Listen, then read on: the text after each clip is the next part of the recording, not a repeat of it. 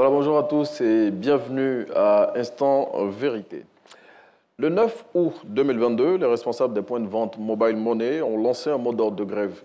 Ce mouvement qui a été suivi sur presque toute l'étendue du territoire national durant une semaine a lourdement impacté les populations qui, pendant cette période, ont eu d'énormes difficultés à avoir accès à leur compte Mobile Money. 3 mois plus tard, les difficultés qui avaient poussé les propriétaires des points de vente à faire la grève ont-elles été levées?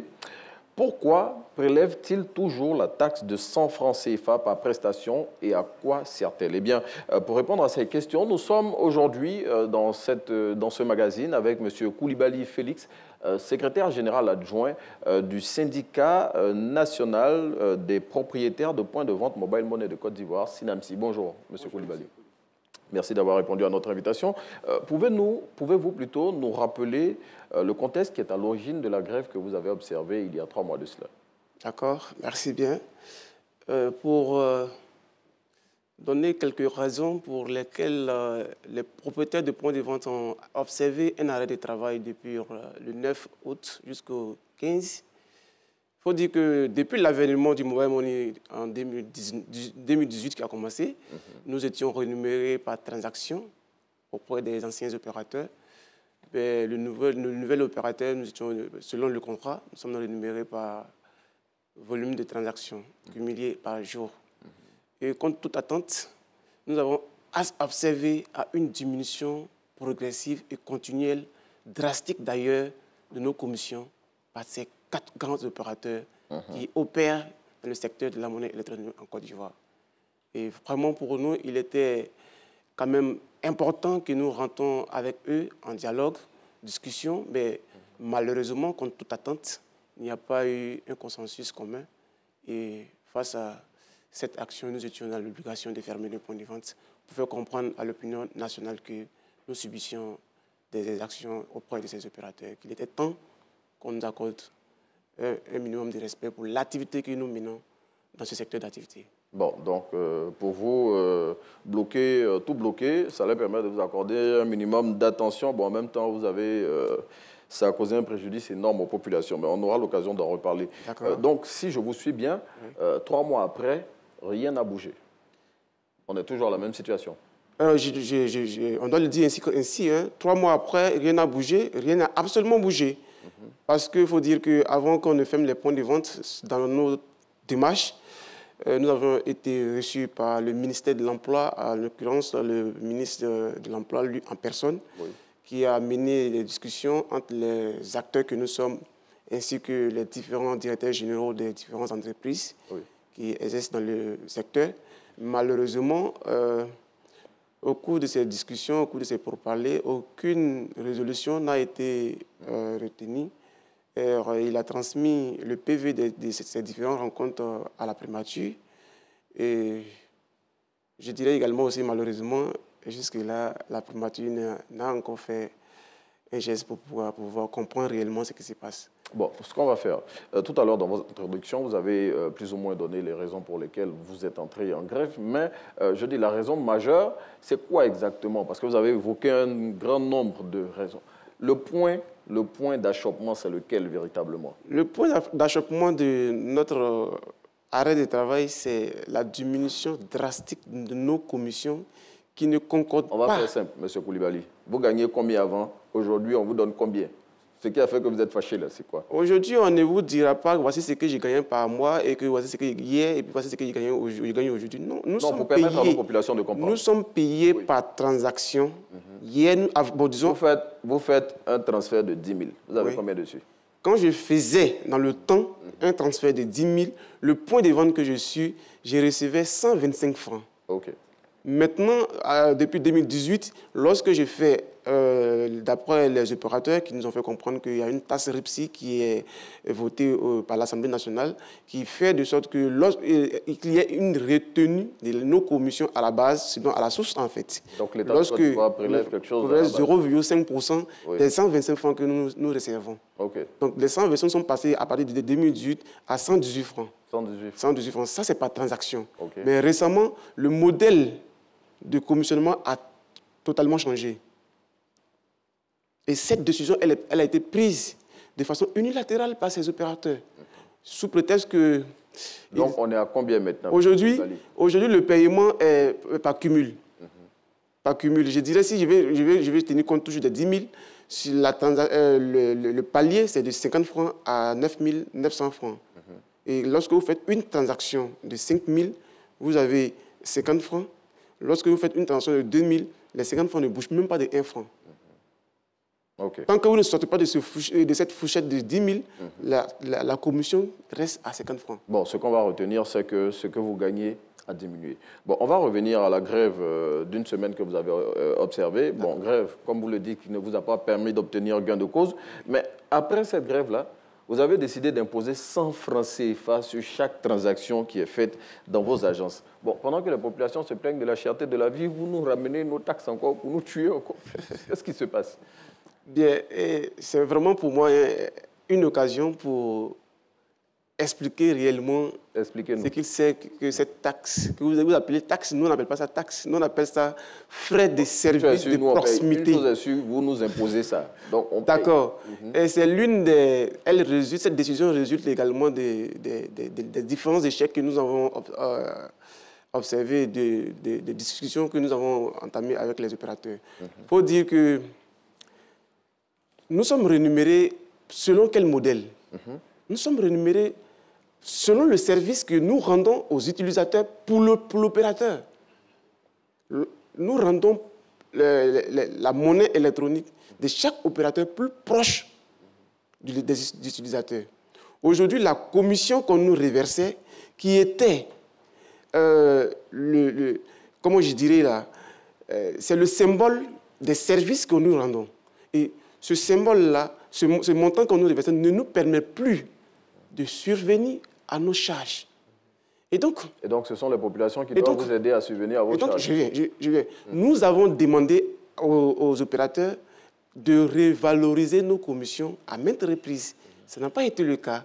Et donc, nous, en tant qu'entité privée, libérale, et nous exerçons également dans le commerce, nous avons dit, OK, pour donner une chance à la stabilité de l'activité, nous avons décidé d'encaisser la somme forfaitaire de 100 francs aux clients, qui n'est pas obligatoire d'ailleurs, il faut bien le noter, ce n'est pas obligatoire. Ah non, oui. Vous n'allez pas me dire que c'est pas obligatoire. Si, ce n'est pas obligatoire.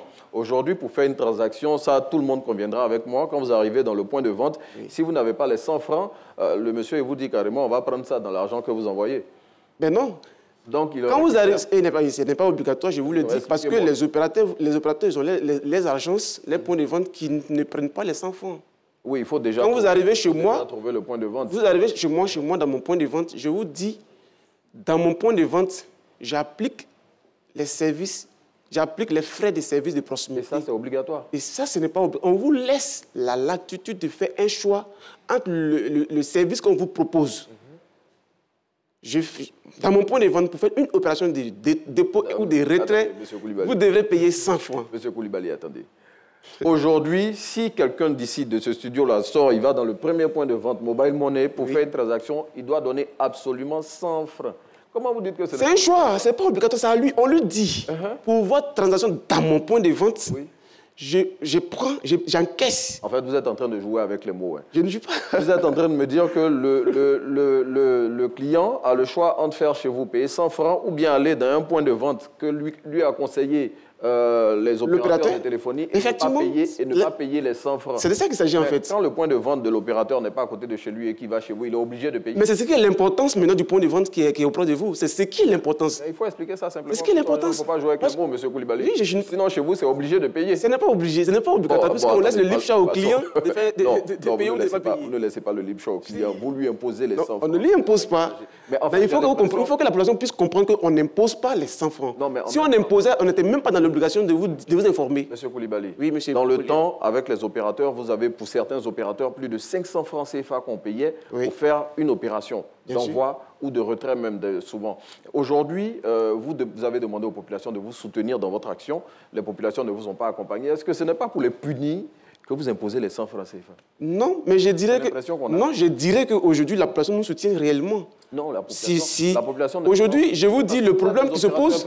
Vous êtes des opérateurs privés, vous faites du business. Oui. Donc, vous ne venez pas demander aux populations de vous aider à gagner de l'argent. Ben, c'est pour cela que je tiens à bien expliquer pour que ce phénomène puisse être bien perçu par le client. Aujourd'hui, quand vous allez, je prends le cas de Yopougon, quand vous quittez chez vous, vous allez dans une agence d'Orange pour faire une opération, d'abord, d'entrée de jeu, vous avez droit à payer un cash-nez de 100 francs pour avoir accès à l'agence. Vous allez taper des minutes. Nous faisons tous des transactions. Et nous, je vous explique. Moi, en tant qu'opérateur économique, je me déplace, je paye mon transport pour aller acheter de la monnaie électronique auprès de l'opérateur, pour venir la mettre à la disposition de l'utilisateur.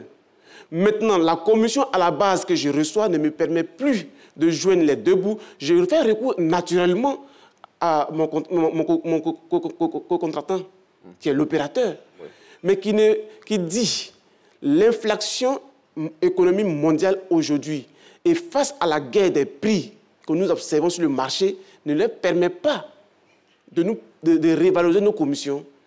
Et donc, pour eux, il était impossible de revaloriser nos commissions.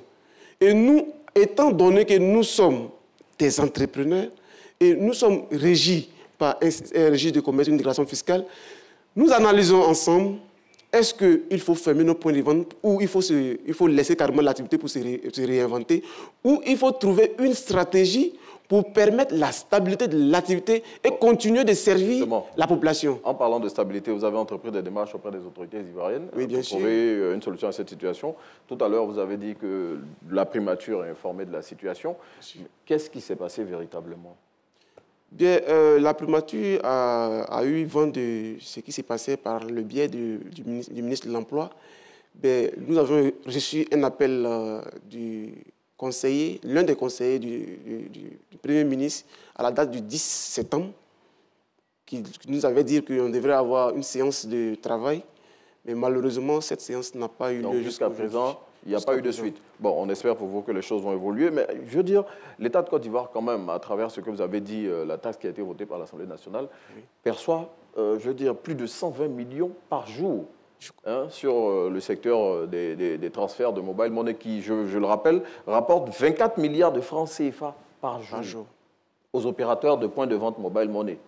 Sur les 24 milliards, vous occupez 85%. C'est énorme. Je veux dire, à l'époque, quand vous aviez plus de, je ne sais pas combien sur les transactions, vous avez gagné beaucoup d'argent. Pourquoi aujourd'hui, où on a réduit un peu vos commissions, mais vous serrez le coup aux populations, M.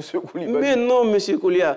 M. Koulia, vous voyez, le problème tout à l'heure, je vous ai signifié, je veux dire que nous avons fermé nos points de vente parce que la diminution, elle est non seulement continuelle, et elle est drastique. Je percevais, par exemple... Si je suis vos propos, jusqu'à présent, les commissions continuent à baisser. Bien sûr. Récemment, il y a je dirais le deuxième au niveau national, dans le mobile money, a réduit encore. Pas plus tard que 2 semaines de cela. Vous voyez, nous vivons vraiment une situation cruciale qu'il est difficile pour la population de cerner.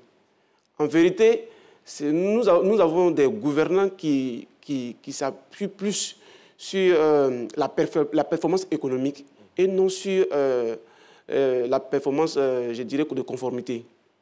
Je sais que le gouvernement est engagé dans un processus d'amélioration des conditions de vie des populations et le programme social du gouvernement est là pour cela. Je ne vais pas vous laisser dire ce que vous êtes... Ce que je veux dire, c'est pour dire que nous observons un vide juridique dans le secteur de la monnaie électronique. Bon, c'est à vous d'engager les négociations pour que ce vide juridique-là soit comblé. Non, ce n'est pas à nous d'engager. C'est à vous de suggérer. Est-ce que votre secteur, déjà, vous avez combien de syndicats? Vous êtes, je crois, au sein d'une plateforme avec d'autres associations. C'est à vous maintenant, à travers vos actions, de permettre aux autorités ivoiriennes de combler ce vide juridique-là. Parce que si aucune action n'est entreprise, bon, ça ne va pas le faire. Mais bon, passons. Selon vous, vos commissions continuent à diminuer. Est-ce à dire que bientôt, on risque de se retrouver dans la même situation? Oui, bien sûr. Parce que c'est parce que ça a diminué à l'époque que vous avez grévé. Oui. Vous avez grévé. Bien sûr. Bon, si ça continue à diminuer, rassurez-nous, vous n'allez pas faire un autre mouvement de grève. Bien sûr, mais ce n'est pas notre objectif parce que lorsque nous fermons nos points de vente, nous également, nous perdons de l'argent.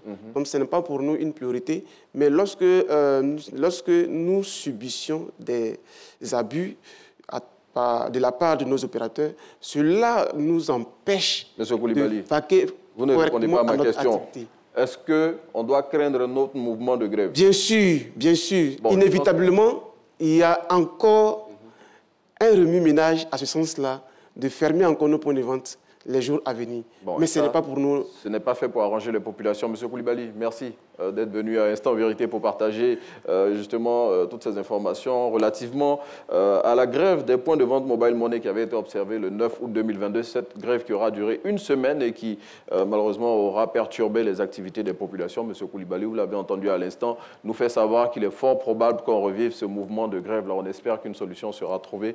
Merci d'avoir suivi Instant Vérité, monsieur Koulibaly. Merci bien, monsieur. Allez, on vous laisse en compagnie de Naomi Amousso à la fée pour la suite de Matin Bonheur.